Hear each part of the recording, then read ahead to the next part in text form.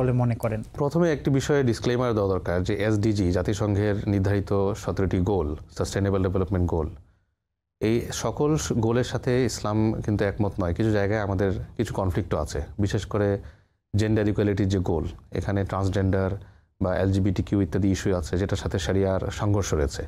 কিন্তু অর্থনীতি বিষয়ক এই যে ক্ষুধা নিবারণ, এই যে দারিদ্র্য বিমোচন, এই জায়গাগুলোতে কিন্তু ইসলাম অ্যালাইন্ড।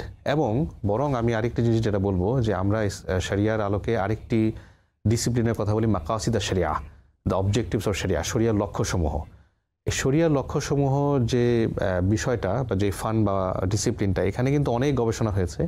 এবং আমি একটি গবেষণায় যুক্ত ছিলাম, মালয়েশিয়ার কেন্দ্রীয় ব্যাংকের VBI বা ভ্যালু বেসড ইন্টারমিডিয়েশন শিরোনামের একটি গবেষণা, যেখানে মূলত আমরা SDG, এথিক্যাল ফাইন্যান্স এবং ইসলামিক ফাইন্যান্স, এই তিনটার আমরা একটা তুলনা করার চেষ্টা করেছি।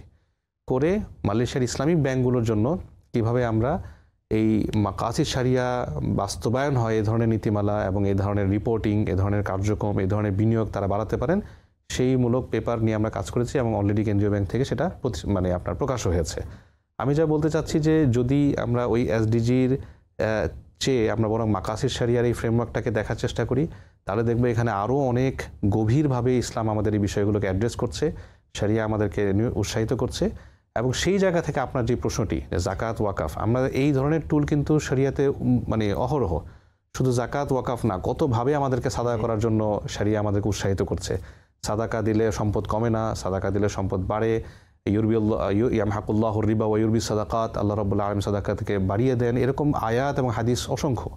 তো সেই জায়গা থেকে যদি আমরা বলি যে আমি যে টোনটা বলার চেষ্টা করছি, যে শুধু SDG নয়, বরং SDG থেকে আরও অনেক বৃহৎ একটি কলেবর নিয়ে আসলে শরিয়া কাজ করে। SDG তো সুনির্দিষ্ট লক্ষ্যমাত্রা, কিন্তু আলটিমেটলি এই লক্ষ্যমাত্রাগুলো অর্জন করলে মানব জীবনের ওয়েলফেয়ার বা কল্যাণ নিশ্চিত হবে কিনা, এটা কিন্তু উত্তর নেই। কিন্তু শরিয়া যেহেতু এসেছে আল্লাহ রাব্বুল আলামিনের পক্ষ থেকে, যিনি আমাদের স্রষ্টা, তিনি আমাদেরকে যেই বিধানগুলো দিয়েছেন, তার মাঝে যে এই লক্ষ্য অবশ্যই আছে, এটা নিয়ে কোনো সন্দেহ নেই।